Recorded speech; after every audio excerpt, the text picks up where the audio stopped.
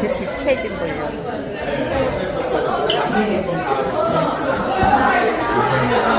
연락드리겠습니다. 좋아요. 오, 네. 사온 거예요? 네.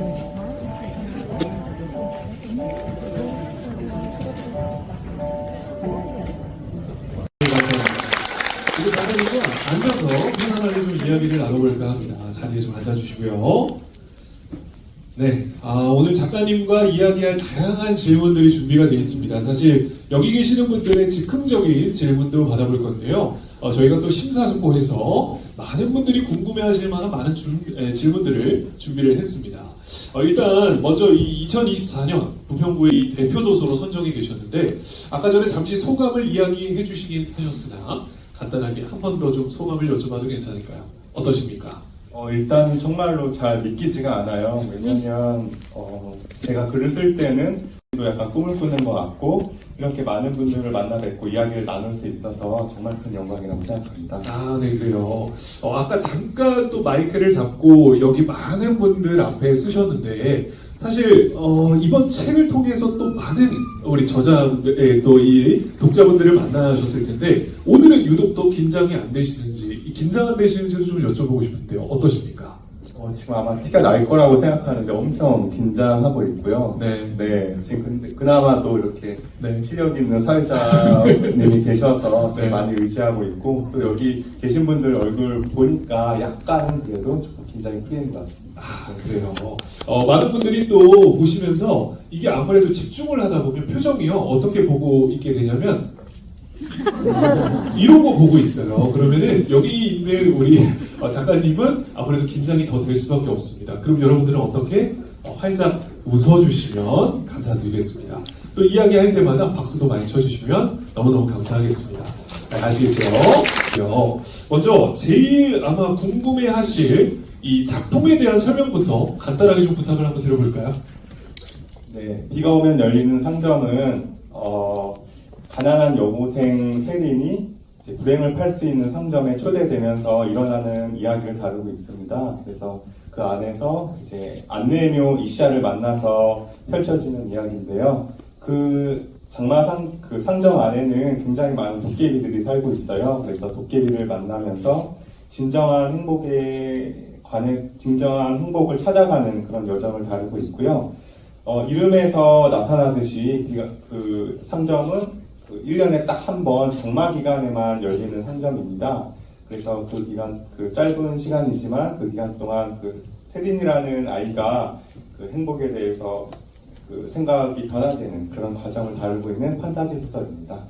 네, 그래요. 사실 책을 읽어보셔서 아시겠지만 유달리 이 책에서는 그 장마라는 것이 굉장히 큰 어떤 시기에 있어서 우리가 맞아 장마라는 기간이 있을 때 대략 한 일주일, 2주일 이렇게 시간이 있지 이런 생각을 갖게 되는데 어떻게 그 장마라는 아이디어, 어떻게 장마라는 배경을 떠올리시게 됐는지가 저는 너무 궁금하더라고요. 네, 그래서 제가 이거 쓸 당시에 좀 굉장히 제 뜻대로 글이라던가 책이라던가 만들어지지 않아서 굉장히 좀 낙심을 많이 하고 있었는데요. 네. 그때 이제 우연히 오랜만에 이제 연락이 온 친구가 자기가 간밤에 꾸었던 꿈 이야기를 해줬는데 네. 거기에서 좀 많이 영감을 얻게 되었어요. 그 친구가 이제 꿈을 꿨는데 거기서 숲속에 비가 내릴 때만 열리는 상점이 있었다고 하면서 얘기를 해줬는데 너무 흥미로웠고 제가 또 이제 그 당시에 책을 조금 쓰고 싶은 마음이 있었다 보니까 그거를 아이디어 삼아서 이야기를 쓰게 되었고요.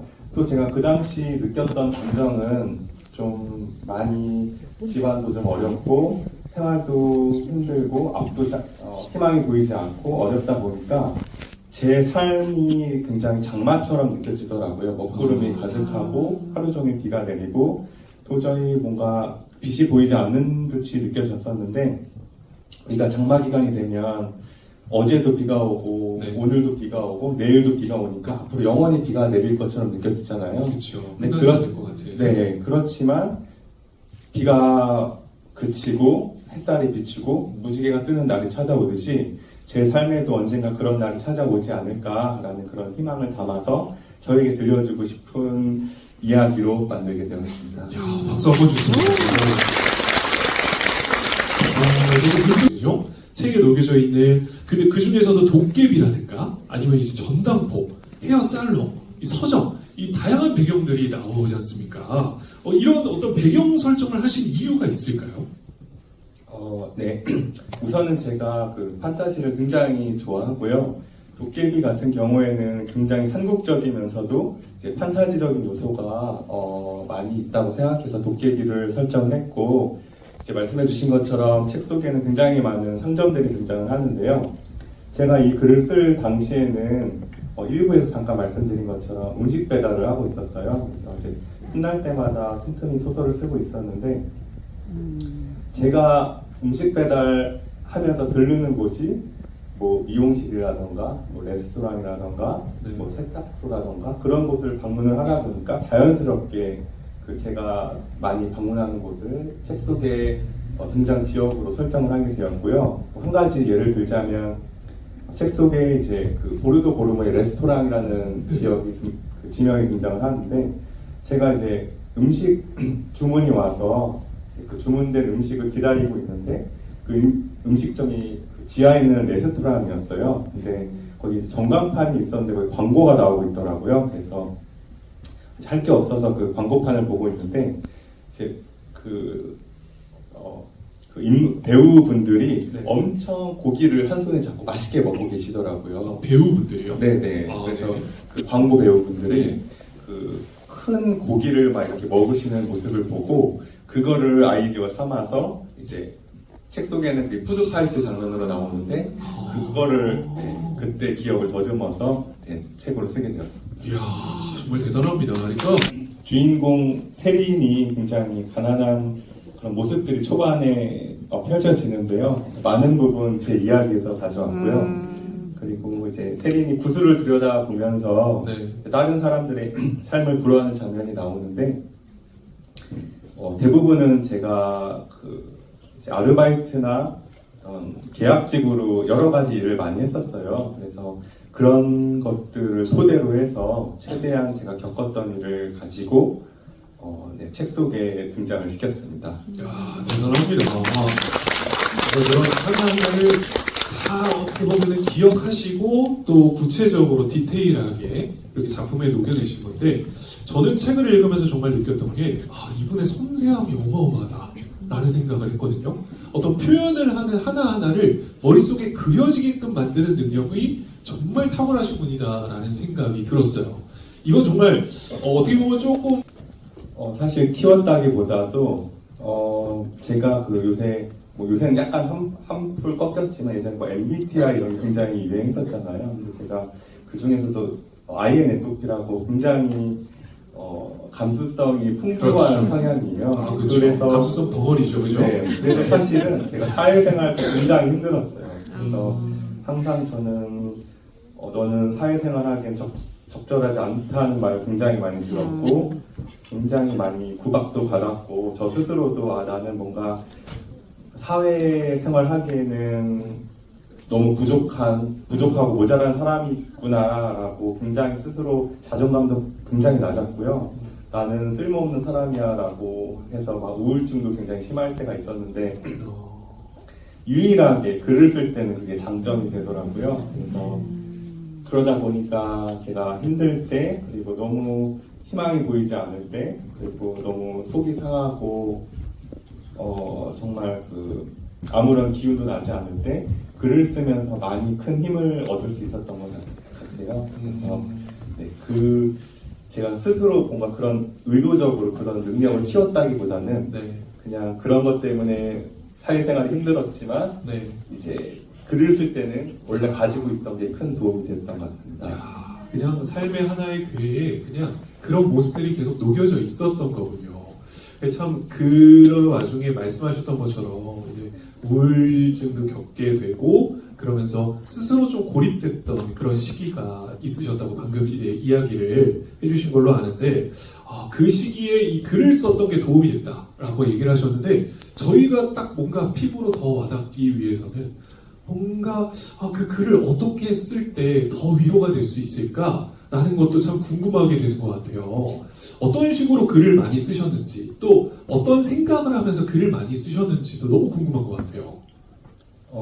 제가 일단 좋아했던 이야기는 뭐 자서전이라던가 훌륭하신 분들의 자서전이라던가 아니면 되게 안 좋은 악조건 속에서 자기 꿈을 이루신 분들의 이야기를 굉장히 좋아했어요. 예를 들면 뭐 그 앞이 보이지 않는데 어떤 미국에서 굉장히 높은 그런 공무원을 하신 분의 이야기라던가 아니면 뭐 우리나라에서 가발 가발 공장에서 일하시다가 하버드 박사가 되신 분의 이야기나 이런 걸 보면서 제 삶이랑 굉장히 많이 비교가 되더라고요. 그래서 저도 뭐 콜센터에서 계약직 상담사로 일하기도 했고, 뭐 호텔에서 저는 그 세탁물 수거하는 일도 했었고요. 뭐 에어컨 설치기사도 잠깐 했었고. 안 해보신 일이 없네요. 네. DVD방, 뭐 PC방. 네. 그리고 저는 여기 계신 분들 중에 한 분쯤은 제 전화를 받아보셨을 수 있을 텐데 저는 보험회사에서 이렇게 전화 걸어서 아마 받아보셨을 거예요. 저는 뭐 삼성카드 누구누구입니다 하면서 삼성카드가 딱 나오는 순간 저희가 이제 끊는 분들도 사실 많은데요. 그렇게 사실 끊어주시면 너무 감사한데 그 중에는 조금 이제 좀 이제 스트레스 받는 상태에서 제가 마침 전화를 한 거죠. 그렇죠. 오늘의 스트레스를 너 잘 걸렸다. 그거예요. 딱 그러신 분이 있어요. 너 잘 걸렸다 하면서 이제 네. 스트레스를 저한테 푸시는 분들도 계셨고 네. 그리고 또 제가 코로나 그 지원금 상담센터에서 일을 잠깐 했었어요. 그래서 아마 여기 제가 알기로 많이 와주신 걸로 알고 있는데 이 중에 한 두세 분 정도는 코로나 지원금을 드리지 않았을까. 부끄러워하지 않으셔도 될 게 18개국의 수출입니다. 어마어마한 지금 기록을 내세는데요. 이 어떤 매력이 이 세계를 사로잡는, 그리고 이 독자들을 사로잡는 매력일지. 일단은 제가 만약에 조금이라도 그렇게 좋은 일이 있을 수 있었던 거는 좀 아이러니하게도 수많은 실패와 좌절이 있었기 때문이라고 생각해요. 왜냐면 제가 혼자서 글을 쓴 지가 지금 한 7년, 8년 정도 되어 가는데 아무도 봐주지 않다 보니까 조금이라도 어떻게 더 재밌게 써야 그래도 한 분이라도 내 책을 봐줄까에 대한 고민을 거듭하다 보니까 그래서 조금씩 그 어떤 글을 쓰는 그런 스킬이나 조금 더 이렇게 재미있는 요소를 많이 넣을 수 있었던 것 같고요. 그리고 무엇보다도 이번에 그 책의 컨셉이 불행을 팔아서 행복을 사는 컨셉이다 보니까 그런 부분을 조금 흥미롭게 봐주시고 관심을 많이 가져주셨던 것 같아요. 그리고 또 하나는 아까 말씀드린 것처럼 많은 부분 제 이야기를 담고 있다 보니까 저도 쓰면서 너무 재미있게 쓸 수 있었고 제가 좀 재미있게 쓰다 보니까 읽어주시는 분들도 조금 재미있게 읽어주신 부분이 없지 않아 있는 것 같아서 너무 감사한 마음입니다. 이렇게 말씀하시는 모습에서 너무 인간미 넘치고 이 모습마저도 너무 사랑스럽더라고요. 그래서 제가 원래 남자 번호를 잘 취득을 하지 않는데 아니 번호를 여쭤볼 정도로 너무 매력 있으신 분들이더라고요. 사실 그런 면에서 또 하나 또 자랑할 일이 있습니다.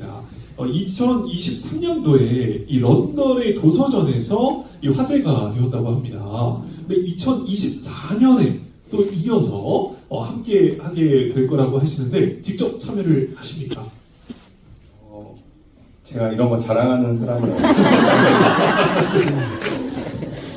저는 참여를 하지 않았고요.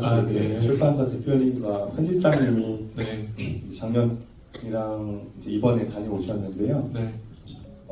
정말 운도 좋고 감사하게도 그 영국에 있는 북셀러로 한 출판 잡지에 제 이야기랑 책이 소개가 되었다고 해요. 그래서 아마 조만간 한번 영국을 제가 방문할 일이 있지 않을까 생각을 하고 있고요. 사실은 그냥 이렇게 말씀드리는 게 사실 많이 부끄럽기도 하지만 저는 이제 제 자랑보다는 이게 대표 도서로 선정되었다 보니까 아무래도 그 대표 도서에 어울릴 만한 그런 조금 좋은 일이 있으면 좀 알려드리고 싶은 마음이 커서 네. 한번 말씀을 드려봤고요. 네, 좋게 봐주셨으면 좋겠습니다. 네. 우리 신문 작가님의 마음을 여기 계신 분들이 이해할 수 있게 믿어 싶지 않습니다. 전혀요. 제 농담이었고. 자, 그리고 이제 책 이야기를 좀 더 구체적으로 한번 해볼게요. 책 이야기 중에서도 그 구멍난 양말을 좀 버리면 안 되냐고 우리 세린이 엄마에게 말하는 장면 여러분들 다 기억하시나요? 네. 그 장면에서 엄마가 버리고 새로 산다고 다 좋은 게 아니야 라고 이제 하십니다. 이 대사 어떤 그 의도가 있어서 이 또 글을 쓰시게 됐는지 좀 여쭤봐도 될까요?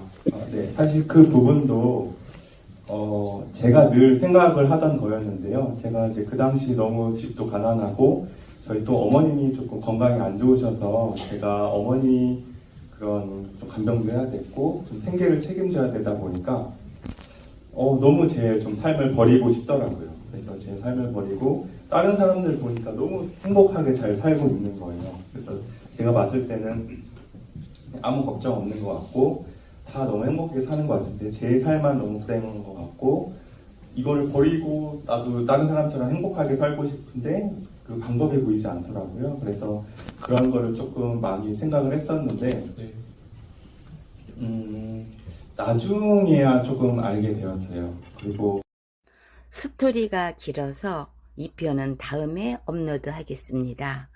늘 장마 같은 날들, 죽음 직전까지 삶의 끈을 놓고 싶었던 순간순간들, 이제는 세계 18개국으로 초대받는 유명한 작가가 되기까지 풀스토리 기대해 주세요.